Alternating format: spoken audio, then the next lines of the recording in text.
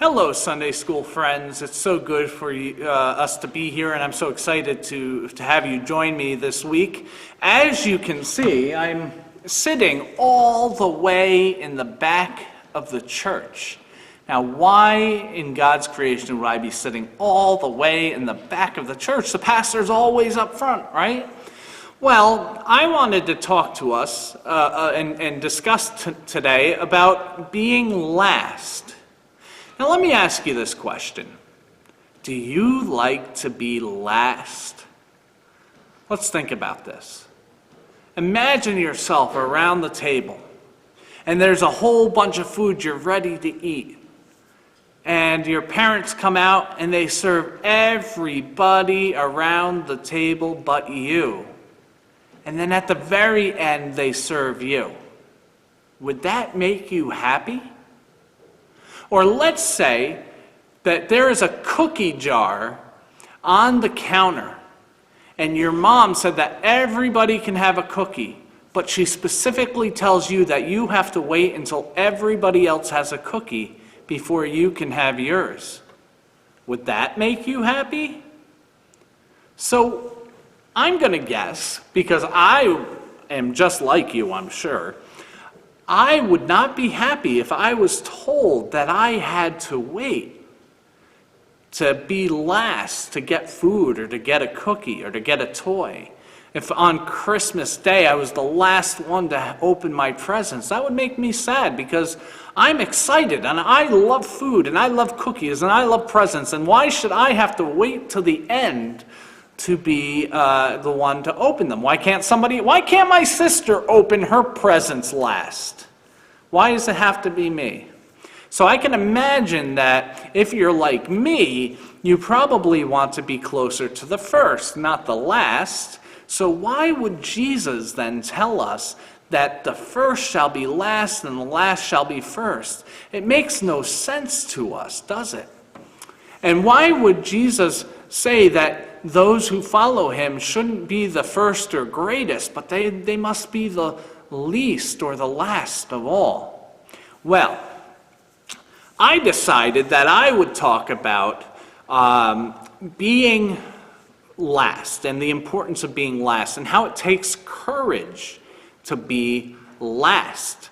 So when I was a youth pastor, which is a pastor for youth, for young ones, I would, when I came to church, park as far away from the parking lot as possible so that we left room for people who might not be able to walk or might have a harder time walking into the church. And I did that so that way those people, they would be the first to enter the church and I would be the last by virtue of where I was parking, but it enabled people who might not be able to get into the church as easily to have an easier time getting in. So that's one reason why being last is important and why it takes courage to be last.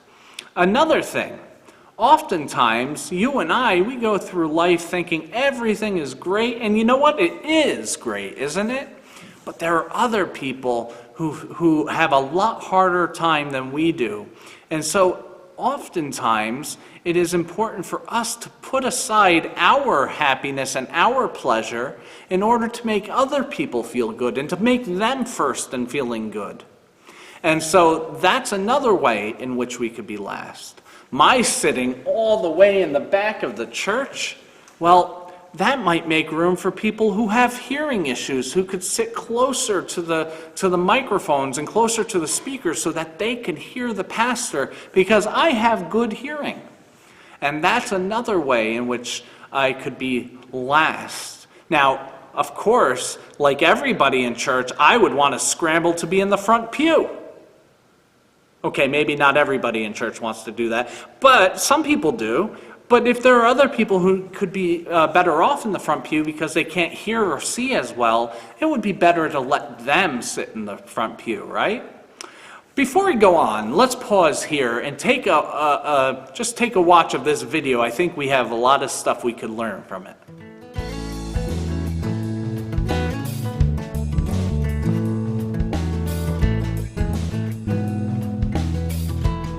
Hi everyone, it's Aunt Fernita. Today's story is called Jesus the Servant.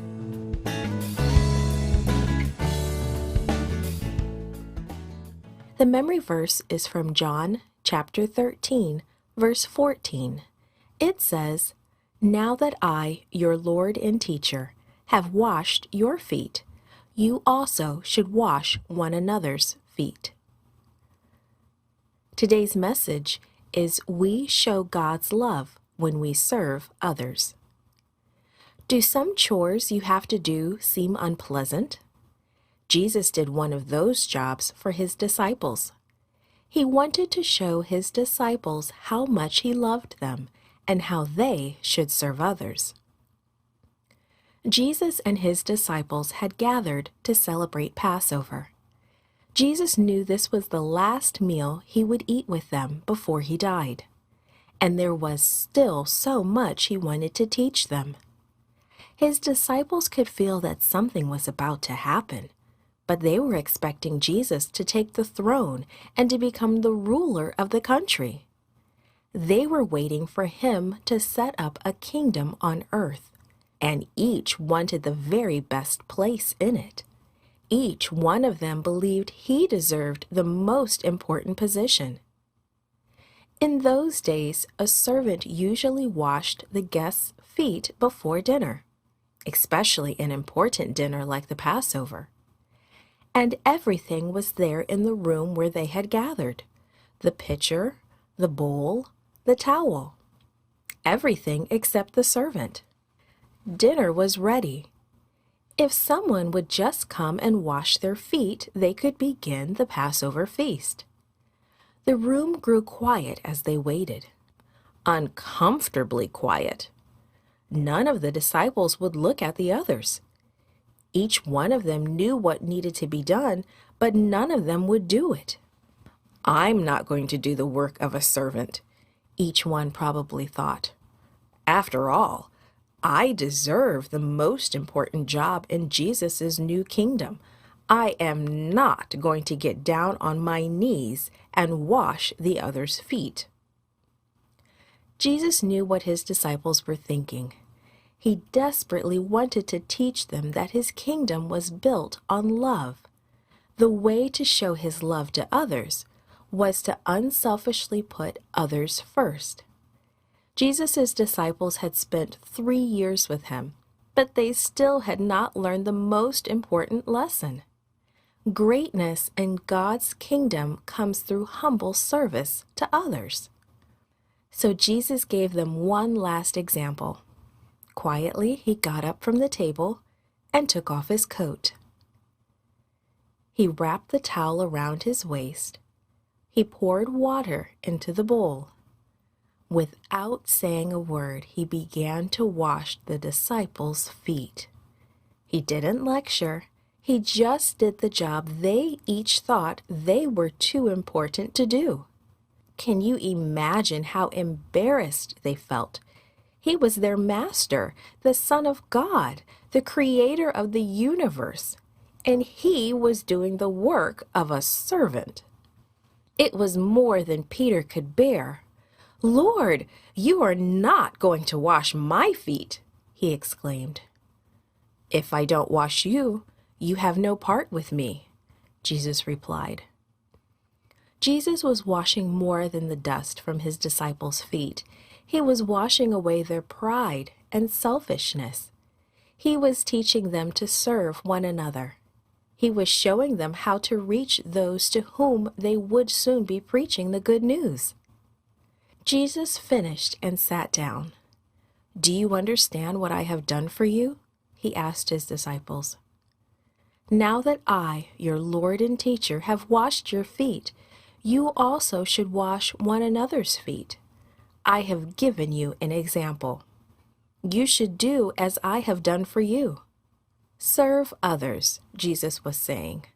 "Don't be ashamed to do anything that will show my love."